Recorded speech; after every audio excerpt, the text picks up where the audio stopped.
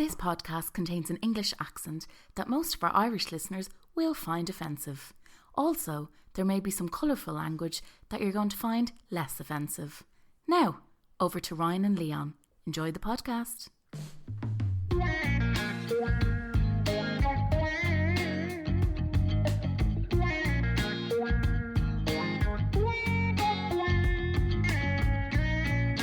A 1, 2, 1, 2 in the merry month of June. La da dee da. On the Hairland Turner down the Rocky Road, and all the ways to double and back from Aldi da. I actually know all the words though. Do you? Nah, you I spent all of COVID learning it. It's a long song. I spent 2 years learning that whole song. Well, if we've got time at the end, we're gonna have to hear a little bit of that. Maybe so. Maybe if we have time. 2 years of hard work, of hard labour, putting Every in a word. graft. Oh my god! Well, listen, lads, we're giddy. You can tell we got the green. I'm wearing a green jumper, I've got one green sock on. and it's our Paddy's Day special. Welcome to it. Loads to cover today, and it's all Irish. All Irish, baby. All Irish, all green, all El emerald. El Roisin of Eire. Lovely stuff. Can't beat it. We'll talk about what we're going to cover later, but I want to hear this first. We've got a poem. I think in the pubs in Dublin and all over the country, maybe all over the world. This weekend we're going to hear a rendition of this poem. Give us a little bit of On Raglan Road. On Raglan Road of an autumn day, I saw her first and knew that her dark hair would weave a snare that I might one day rue. I saw the danger and I passed along the enchanted way, and I said, let grief be a fallen leaf at the dawning of the day. On Grafton Street in November, we tripped lightly along the ledge of the deep ravine where can be seen the worth of passion's pledge. The Queen of Hearts still making tarts, and I not making hay. Oh, I love too much, and by such is happiness thrown away. I gave her gifts of the mind. I gave her the secret sign that's known to the artists who have known the true gods of sand and stone, and word and tint without stint, for I gave her poems to say, with her own name there, and her own dark hair, like clouds over fields of May.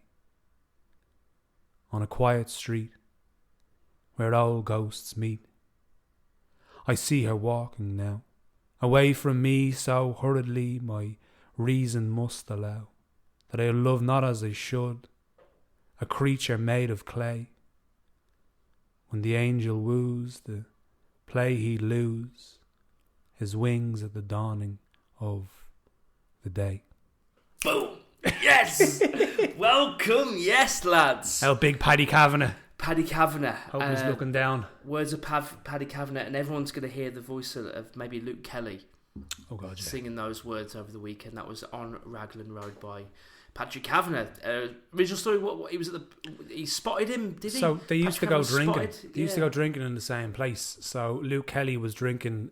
He was in the Bailey, just off Grafton Street. Paddy Kavanagh was sitting there with him, and he goes, "Look, there's only one person I want to sing this song, and it's going to be you." And Luke just took it and ran with it basically. And it was originally written as a poem, like, you know, and now it's obviously immortalised as a song as well, and known through even, like, you know, I was in Bruges recently, and in Bruges, Mark McDonagh film. Yeah. We only talked about Mark McDonagh before this, and there's a very famous scene where he's on top of the bell tower, Yeah. and Raglan Road starts playing, and he throws the thing. So it's just like, it literally, every time I watch that scene, the fucking hairs on my arms and on my eyelashes and everything just stand up, and I'm just like, oh my God, it's just, you're like, come on, Ireland. Come on, Ireland. Come on now, boys. Well, we're here now. It's Paddy's Day weekend coming up here in Dublin where we record this. So it's just going to be half an hour of just pure emerald stuff. Irishness. So we've got Irish poets. We've got contributions from people talking about what Ireland means to them. Obviously, I'm not Irish, but I'm English. I've been in Ireland 10 years. So basically are now at this stage. At this stage, pretty much my... actually, I'll tell you this. I went to England last weekend. My dad has come to Ireland a lot to visit me in Ireland since I moved.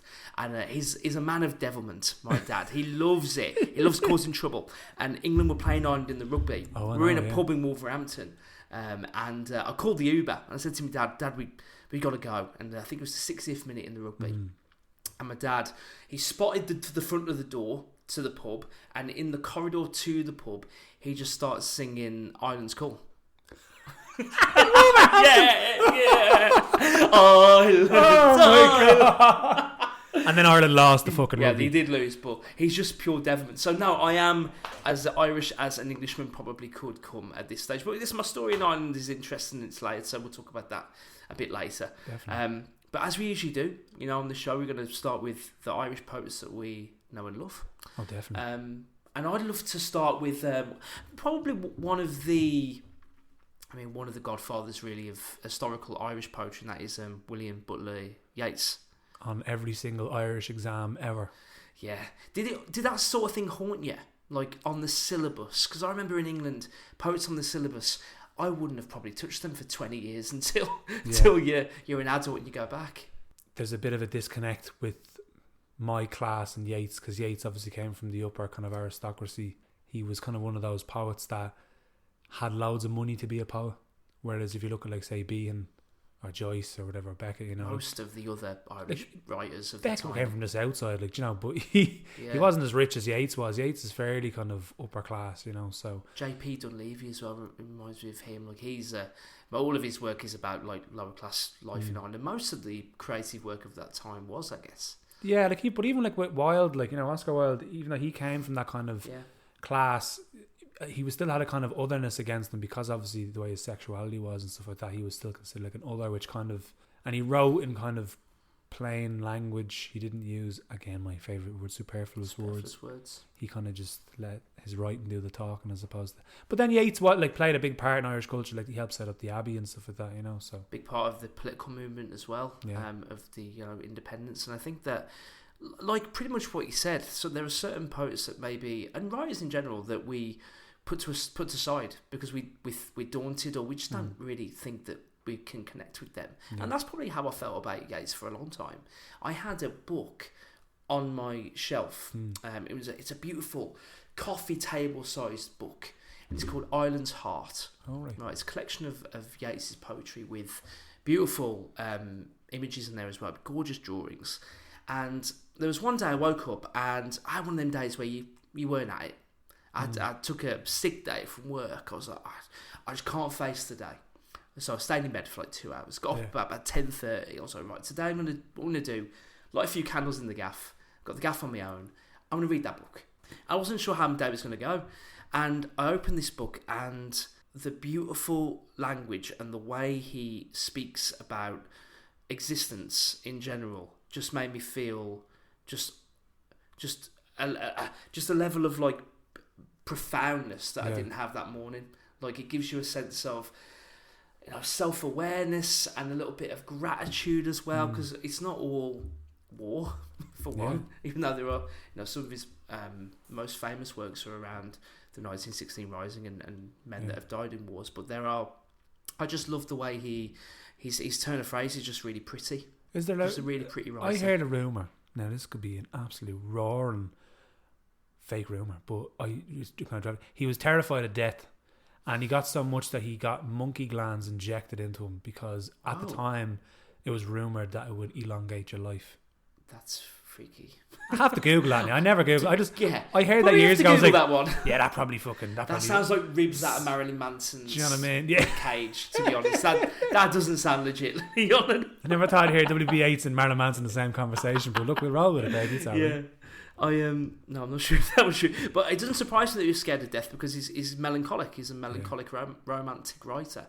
And there's one poem that I'll share with you now, and it is about, and I guess I'm guilty, and we all are guilty of this, people who maybe travel and go to new places and always looking for the next thing. We don't leave the people behind, but maybe we see the value of new voices as a little bit more exciting and a bit more, just inspiring maybe with the way you go through life, and maybe the people that loved you at the start, they're just as valuable as the people that love you now. I'll read it to you now. What's the title of the poem? The title of the poem, Leon: The lover pleads with his friends for old friends. Though you are in your shining days, voices among the crowd, and new friends busy with your praise, be not unkind or proud, but think about old friends the most. Time's bitter flood will rise, your beauty perish and be lost for all eyes but these eyes. But yeah, I wouldn't actually turn to Yeats for an Irish poet that I would read, and that's just the best thing about this podcast, I suppose, for the two of us, is that you are subjected to poems that you wouldn't normally. Sticks out would be, it's a good way to end. It just stayed with me, that poem, and again, just maybe a tip from me, because I'm with you. Like, sometimes I'll just shun writers and go, like, forget it. You're not going to get everything that someone's going to write. So, like, someone who is revered, not everything they say you're going to go, that was fucking amazing. Oh my god, have you heard about Joyce? Have you heard about this? So what I tend to do is just buy a collection and just skip. Just skip and just accept that some things are just going to go over your head. You might be hooked. Have you ever read James Joyce's love letters to his wife? No. Oh, Ryan, baby. Yeah. Oh, we'll have to get you one. There's a collection. We'll have to get you one. We'll get you one. You can read one out. Okay. Luckily, there's a disclaimer at the start. I actually love reading letters from anybody. There was I actually have a book on the shelf over there, which is like love letters from great men. So I literally bloody love all that stuff. This will be entertaining. Okay, I'll look for that. We'll have that on the notes. Actually, we'll have that on the show notes. Definitely. Of what Leon's talking about there. Let's come to the present day, and someone who I guess we all knew from music and maybe like rockabilly music. Maybe this person before, and now has turned something into more of a just the voice of female poetry in Ireland, would you say, Imelda May? She released a volume of poetry, A Lick and a Promise. What a fucking name. It's already got me hooked. That's what we were all looking for, isn't it? It's got me. There's a little quote at the start. Quick, she said, have a lick and a promise, then ran out the door in a flurry. What a way to fucking start. That's the and there's some amazing illustrations in this book. And it's done by Dee Mulrooney and like forward by Roddy Doyle, but like these illustrations are unreal. They're like kind of simple line drawn. Just looking at them there, yeah. But like they're brilliant. Have a little flick through. We have a little flick through after. It reminds me of the first Rupi Kaur. Have you heard of Rupi Kaur? I haven't. No. Milk and Honey. Oh. I think Rupi Kaur, one of the first like successful self-published poets of our time, maybe. And the drawings are really similar, simple. Pencil, gorgeous. Like beautiful golden snake on the cover and stuff like that, and then some kind of like Irish old Celtic runes kind of, and it's just unreal. But there's a poem that I've kind of, it sticks out now. There's a wonderful rendition from the main woman herself on YouTube. You can find Imelda May reading this poem herself, and there's beautiful kind of gospel music in the background, and she's got that beautiful kind of voice, the husky voice. So. Yeah. But I'm going to try attempt to read it. So it's called The Liberty Bell, and it's kind of like a contemporary, the way I kind of see it, a contemporary Molly Malone, I suppose. Okay. Like kind of rough and ready, but like stands around, strong, independent kind of woman, So Liberties people, basically. Strong, independent people. I always say you're not from Dublin if your nanny didn't come from the Liberties, because all Dublin nannies are like made of cast iron. Yeah, they are. So, but this is the Liberty Bell. She's like no one you've met before. A rare little flower, a precious stone, unpolished, upturned, gritty, and growing up. She's resilient in the shade of adversity, rebellious in the face of a threat, amiable, changeable.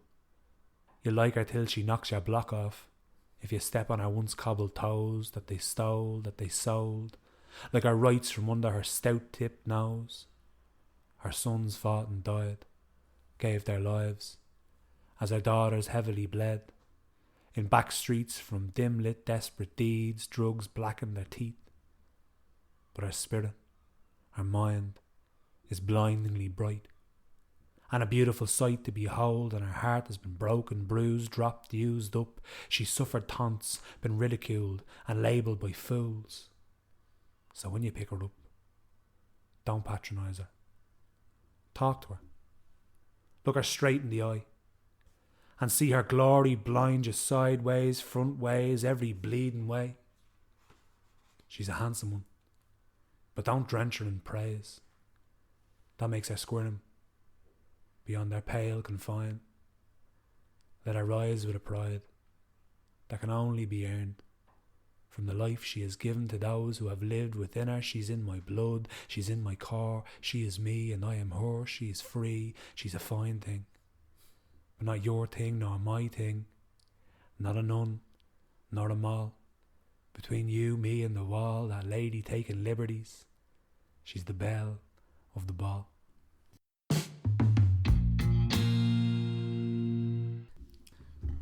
That was Imelda May with Liberty Bell. She's unreal, isn't she? Yeah.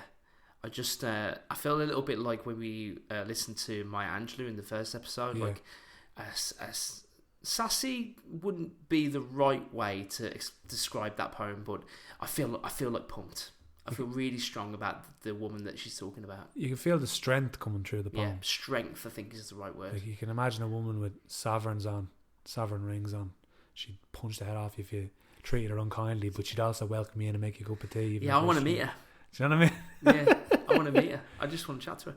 But even like Imelda's music, like, it's a kind of combination between old and new. Like, it's got that kind of, it's that rockabilly kind of vibe to it that when she initially kind of broke out with her music. But it's like how Ireland has changed, but there's a kind of, she keeps the old but kind of makes it into something new, and that's kind of how Ireland is changing, I suppose.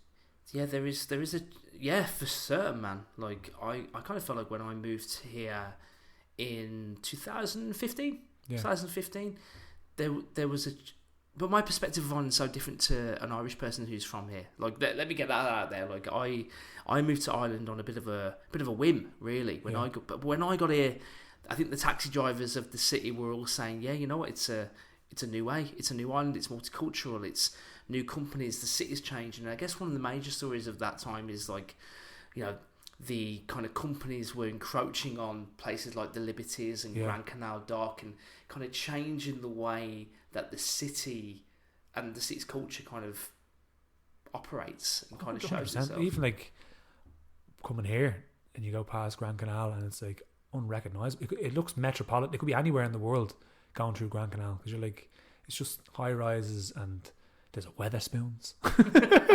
But like, you know what I mean? Didn't bring that here.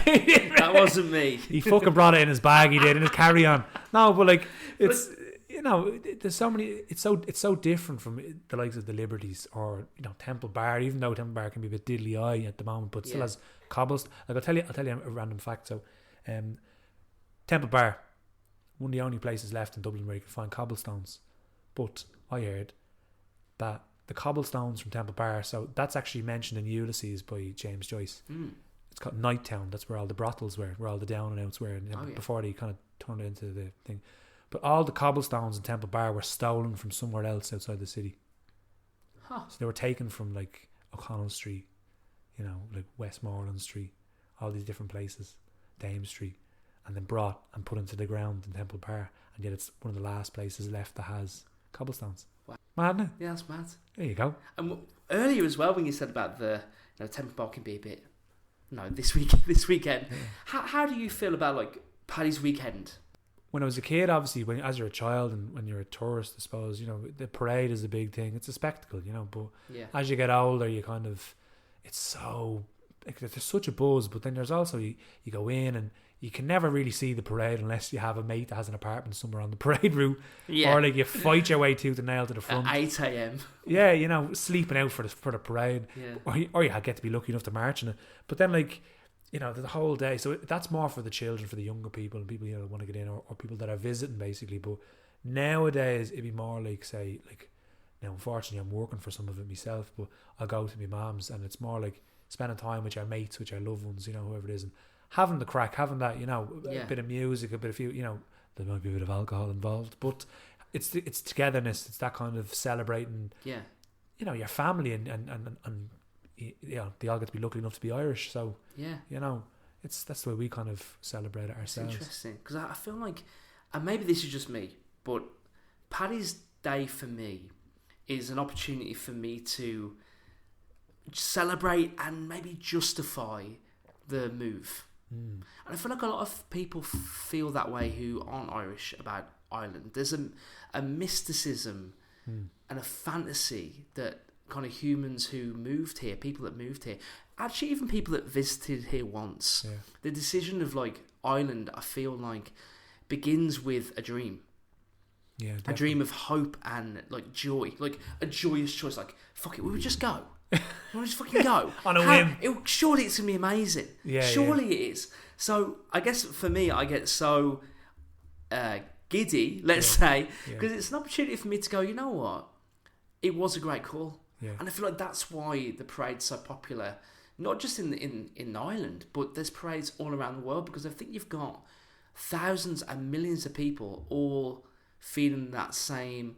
It's not a connection like that's based on heritage or family. I think it's because people go, when I thought about going to Ireland, it was a dream, and then I went, and when I got there, I was still probably dreaming. So it was amazing because I probably wasn't really paying attention to anything that was around me. I was still kind of thinking, oh, fucking hell, yes, it's incredible. And then you leave going, oh my god, that was amazing. And I kind of feel like living here for this long, it's a good chance for me to go like, you know what, I was right. Yeah, well, you're there, like, and I have to say, like, when you're from here, people tend to take it for granted because you never know how great where you are until you've. So it took for me, like, I did a bit of travelling in my early 20s, and it wasn't until I was really, really far away that you realise, hang on a second, because you're over experiencing different cultures and you're having a great time doing it, but then you're like, hang on a second, I have a great culture back where I'm from, and however many thousand miles away before I realised that, came back, and now I'm actually learning Irish. Now my Irish is, I have a couple of fuckle, I have a few words, but I haven't got, I wouldn't be a Gaeilgeoir on like Excuse that. Luckily there's a disclaimer here at this time. But as you know, the further you're away, the before you realise, hang on a second. And I'm sure when you... That's common, I think around the world that's common. When you're back in Wolves, I'm sure, you know. Yeah, of course. Pining for home is key.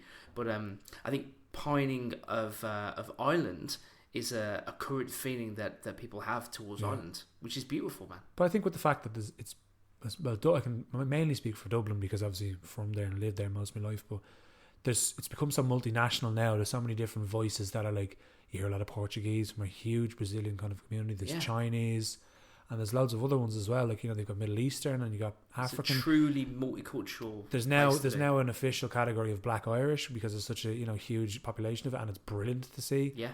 And you know, you get a lot of we know a couple of poets as well that have come from African roots, and then in Ireland now, and they're bringing their kind of own kind of style. It's brilliant to see, and it's become a kind of a cultural melting pot now at the moment where you get to see Irishness, but you also get to see other cultures kind of embrace that and bring their own aspect. And that just creates a bigger, better culture. Unreal. It's so much better because nothing's created in a vacuum. So it's fucking brilliant. Good. we've gushed a lot there. We're trying to stay positive on this episode, Yeah, we are. Let's go to the poetry and Irish writers again. So like I've been following this Cork-based poet. Her name is Jeanna near Riordan, who based in West Cork. Just a great writer and a real I have to be honest, I love poems that rhyme. Oh yeah. This is one of the only poets that I follow that doesn't really rhyme her words, and it's because I think she's got a great way of storytelling, and you always leave it going, okay, I hear you. I'm looking forward. Yeah, this poem. Maybe this is just because I don't have a tattoo, and maybe there's it just spoke to me what she was saying. This poem's called First Tattoo. Sitting in the tattoo parlour, waiting to get my first tattoo, I was presented with a giant folder and a myriad of possible designs. I could choose something biblical, like a prayer or a line of scripture, or something prophetic and futuristic, like a cosmic symbol or a star sign. I could inscribe my favourite place name, a date that holds some private meaning, or write the name of a past or current lover, a celeb crush, or just someone I admire. I could go for something soulful like a verse of poetry, a song lyric or a movie quote, or I could pick something fun and playful like paw prints or a picture of my spirit animal. Faced with so much choice, I could not decide. or to have inked on the blank canvas on my skin. Growing impatient, the tattoo artist waved me off the chair and said, "Darling, you can come back again, but first you must get out there and live."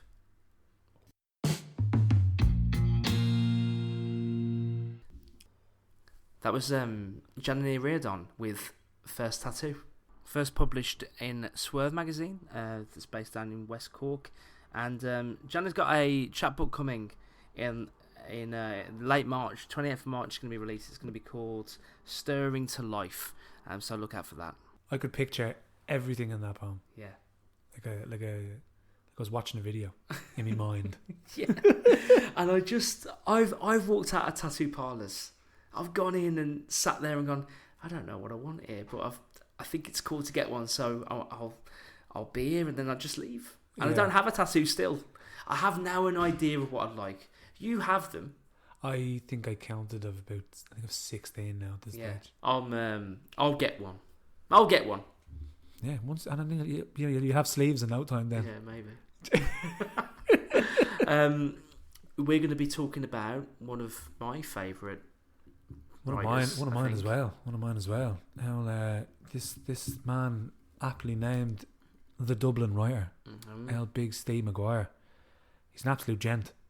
I had the pleasure of meeting him there, and we've become mates. Do you know? That's great. And he's so sound. But he also happens to be a phenomenal fucking poet. So it reminds me of this poem. I saw it popped up on Instagram. And by the way, he's got a fabulous Instagram game. You should see his page poetry and the framed poets, like the poems that he sells and all of that. Unreal. So this popped up on my Instagram, and it reminded me of our Charles Bukowski Go All the Way. Go All the Way. So this is it's called Keep Going. Keep Going. Similar vein, but this is Stephen's rendition. So forget the doubt. It's about the grind. Your mind, hard work, the push, the shove. It's how you rise above it all and go. It's about never looking back, but always remembering where you came from. It's how you keep moving forward. It's how you soar with your inner circle and become the wind beneath their wings. It's about hope. It's how you cope. Keep going, always keep going. It's about knowing when to rest. It's about mindset. Never mind what the rest think. You are living proof that your own truth can spark and ignite the light that this world needs. Keep going.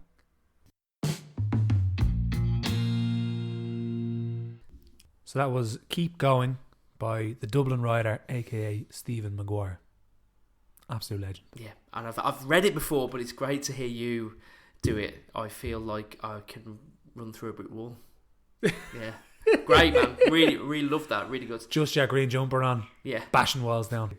We asked our contributors on Instagram earlier on. We were both talking about our Irish connections and our relationship with Ireland, and we were kind of asking what Ireland means to you. And I guess that's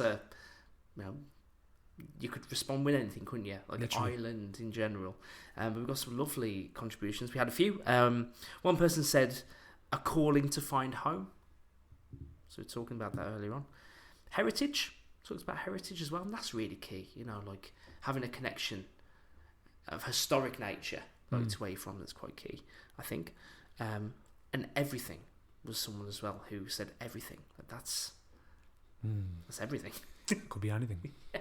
Everything and everything. Yeah. Like encapsulates your world, your maybe identity. Yeah, life. Your life. Yeah. So I've put on my Paddy's Day themed lab coat, gone into the laboratory of poetry, and I've come out with a beaker full of a new poem. You've not mentioned a pot of gold reference there. I think it's... I paid for the lab with the pot of gold. Yeah, fine. The laboratory's also at the end of the rainbow. Yes, thank you. Give the people what they want. My lab assistant's a leprechaun. There you go. He doesn't like to talk about it. Give the people what they want. So, me and my lovely assistant, we've written a poem using those prompts. And I wrote it initially from when we were talking about earlier, and I said that you need to go away to realise what you have. For sure. So I wanted to do kind of from the perspective of somebody who was away looking back. So, calling home. For the what's the crack, been a few years gone and I haven't since been back to the place that raised me, upheld and praised me. Green fields and windy trees with the scent of salt upon its breeze. A place of heritage, mythology and lore. Fionn McCool acting the fool with Cuchulainn pished upon its floor. St. Bridget, not a saint but a queen. An island of storyboards and what you means. An isle of hope, laughter and dreams, Ceol agus crack, and everything else in between. Between, get it up, yeah!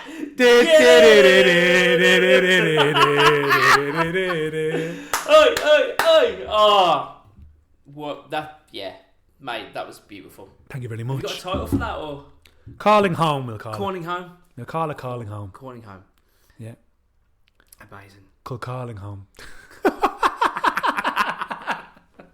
That was one for you. That was. Do one for them and one for you. That's a secret name. Yeah. Well, listen. I'm hoping that you've been listening to this in a horrifically hungover state on Monday morning, as you've been gallivanting around the whatever fate, town, GAA club parade that you've been going to on the weekends. But wherever you're listening to us, happy Paddy's Day. Yeah, happy Paddy's Day. A good stiff cry and a warm shower, you'll be alright. Lucozade Sport maybe, and a chicken fillet roll, you'll be good as gold, baby. Oh, Leon, it's been delightful as always. Always a pleasure, never a chore, right, baby? We'll see you all next time. Or maybe, but before we go, get in touch with us. As always, we had some amazing emails in. The Poetry's Dead podcast at gmail.com. And the Instagram, the Poetry's Dead podcast. Give us a follow, give us a like, give us a share, and all the poetry that we've read will be fully accredited down the bottom for you to find out yourself and enjoy. I thought it was an RTE then. Nice Slán. Slán. Slán go fall. Over and out. In a bit.